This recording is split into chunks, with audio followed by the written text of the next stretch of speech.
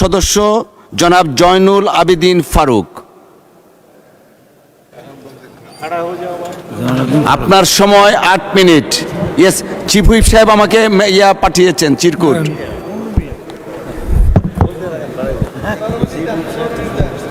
মাননীয় স্পিকার, আপনাকে অনেক ধন্যবাদ। পাশে চিফ হুইপ বলতে পারলাম না, নামটা সকাল চলে গেল, সময় ঠিক আছে, দরকার নেই। মাননীয় স্পিকার, আপনাকে ধন্যবাদ। কি দিয়ে শুরু করবো বুঝতে পারছি না। এখানে অনেকদিন আসার সৌভাগ্য হয়েছে। আমার কোনো গুণ নাই, গুণটা ছিল একটাই, আমার নেতা শহীদ জিয়ার আদর্শ, খালেদা জিয়ার আপসী নেতৃত্ব।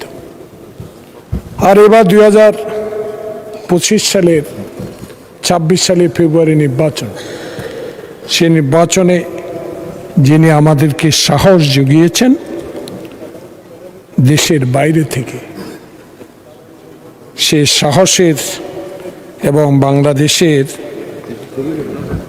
যে সকল নেতা কর্মী জীবন বিসর্জন দিয়েছিলেন তাদের আত্মত্যাগের কারণে আজকের এই পার্লামেন্টে আসা।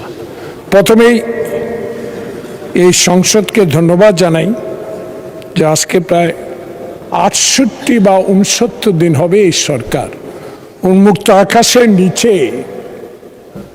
বাংলাদেশের 55 বছরের পর একটা সরকার শপথ নিয়েছে, যেটা ইতিহাসে রেকর্ড হয়ে থাকবে।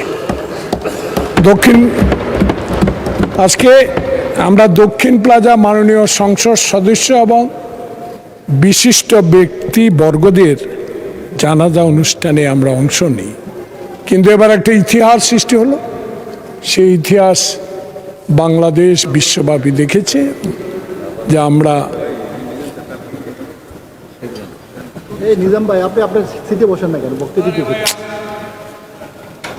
উন্মুক্ত আকাশের নিচে যিনি আজকে আমাদের সামনে প্রথম রোতে সংসদীয় নেতার আসনে, প্রধানমন্ত্রীর আসনে বসে আছেন, আমি সকল সংসদ সদস্যের পক্ষ থেকে আল্লাহ পাকের কাছে দোয়া করি এই প্রাণবন্ত সংসদটা যেন এই দেশে অতীত ইতিহাসকে বিলীন করে একটি রেকর্ড সৃষ্টি করতে পারি গণতন্ত্রের সপক্ষে। কারণ গণতন্ত্র হারা মানুষগুলো জীবন দিয়েছে, আবু সাইদ, ওয়াসিম, মুগ্ধ, অনেকে। আমি আপনার অনুমতি চাচ্ছি যে এখানে একটি কথা বলা দিয়ে শুরু করতে চাই। আমার সহযোদ্ধা আছে কিনা আমি জানি না, আছে। ফজলু আমার 2 বছরের সিনিয়র, একই সাথে রাজনীতি করেছি। কিছু কথা উনি বলেছে, সে কথাগুলা মধ্য দিয়ে কিছু সময় উত্তপ্ত হয়েছে পার্লামেন্ট। কারণ এই পার্লামেন্টে আমি আগেই বলেছি, আমি আমার সৌভাগ্য না, আমার নেতার সৌভাগ্যের কারণে 6 বার এই পার্লামেন্টে আসার সৌভাগ্য হয়েছে। কিন্তু উত্তর দিতে হয়। আমি আপনার একটা অনুমতি চাই যে আমি কাউকে এখানে চোর রাজাকার বলতে পারবো কিনা, আপনার অনুমতি চাই। নিশ্চয় আপনি বলবেন পারবেন না, নিশ্চয় আপনি বলবেন আমি বলতে পারবো কিনা, আপনার অনুমতি চাই। কিন্তু আমি বলতে চাই, আমাদেরকে গুপ্ত বলার পর অনেক কথা বাইরে বলেন, ভিতরেও বলেন।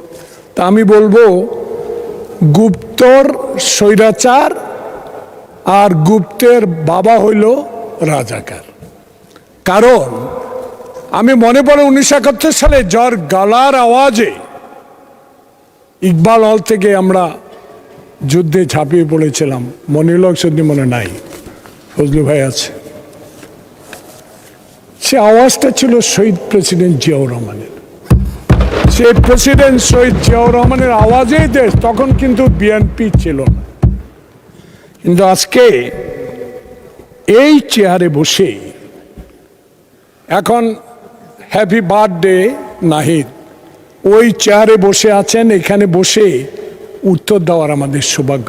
এই চেয়ার থেকে রাজাকার বলা হয়েছে, এই চেয়ার থেকে খালেদা জিয়াকে অপমানসুলভ ব্যবহার করা হয়েছে, এই চেয়ার থেকে বলা হয়েছে কবর উঠিয়ে নেওয়া হবে, এই চেয়ার থেকে দাপট দিয়ে বলা হয়েছে বাংলাদেশে রাজাকার আল বদর আমাদের আখ্যায়িতরা বলা হয়েছে রাজনীতি করতে দিবে না। কিন্তু আল্লাহর কি রহমত, আল্লাহর কি অশেষ দয়া, উনি নাই, কিন্তু এই চেয়ারে বসে আছেন বাংলাদেশের প্রধানমন্ত্রী তারেক রহমান। তাই আমি বলতে চাই, আমার মনে পড়ে আমার ভাই আসামা দুরব, উনি নাই, উনি এই সংসদে নেই। উনি পতাকা উত্তোলন করেছিলেন ঢাকা বিশ্ববিদ্যালয় বর্তমান।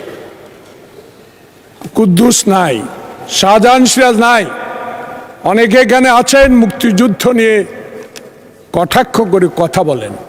বিনয়ের সঙ্গে অনুরোধ জানাবো, কিছু কথা যদি না বলি, রেকর্ড না রাখি, ইতিহাস আমাকেও ক্ষমা করবে না, কারণ আমিও একজন খালি পায়ে মুক্তিযোদ্ধা।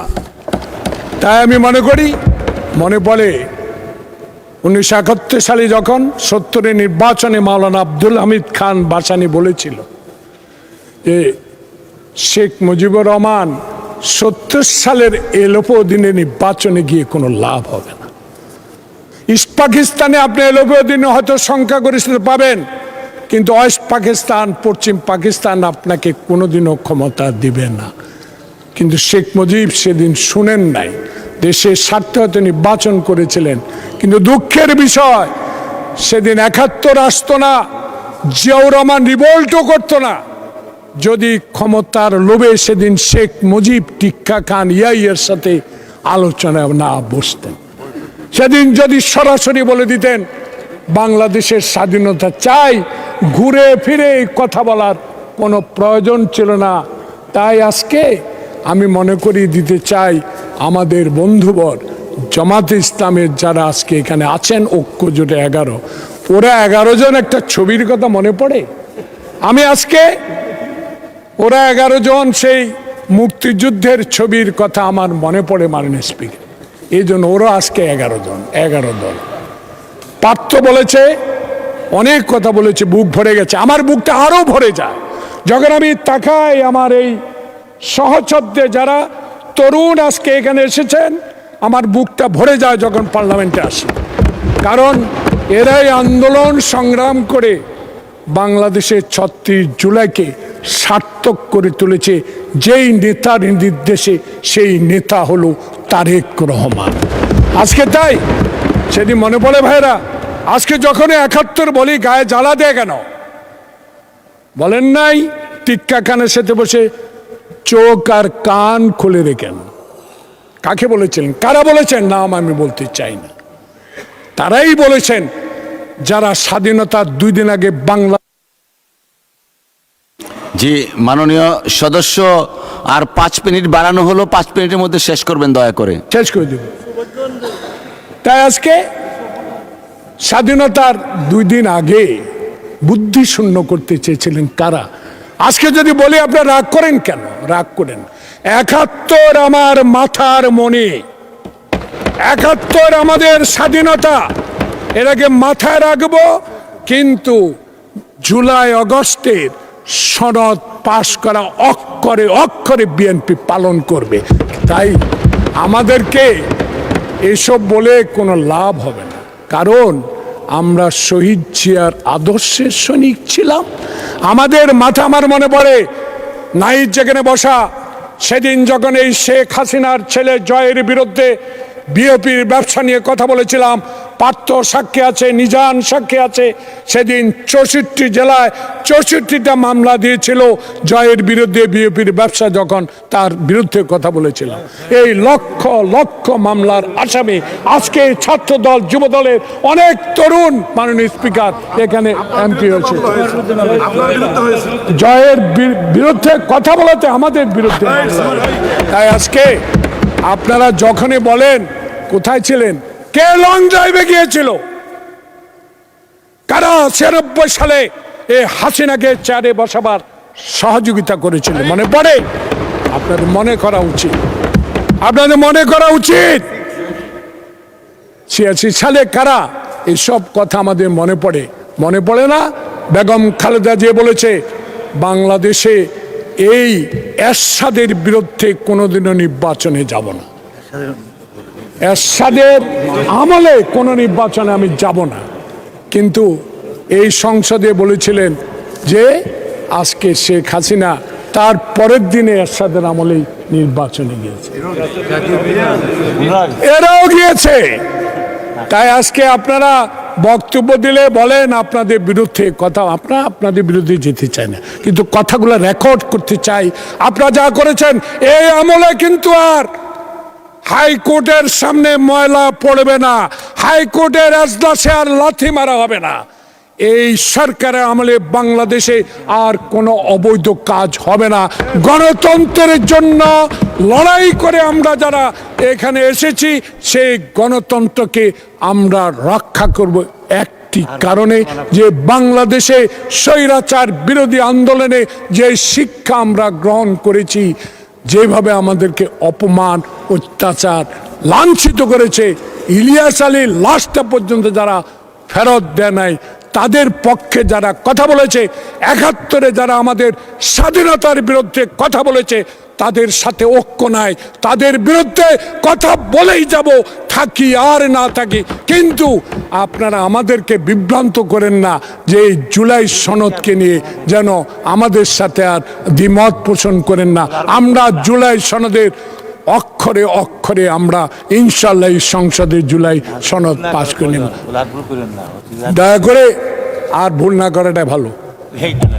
আসুন দেশ গড়ি, দেশের জন্য করি। অতীত ভুলে যান, লং ড্রাইভে যান, যাই করেন ভুলে যান এসব।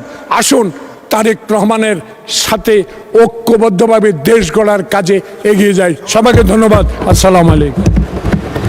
ধন্যবাদ মাননীয় সদস্য। আলোচনায় অংশগ্রহণ করবেন চাঁপাইনবাবগঞ্জ ৩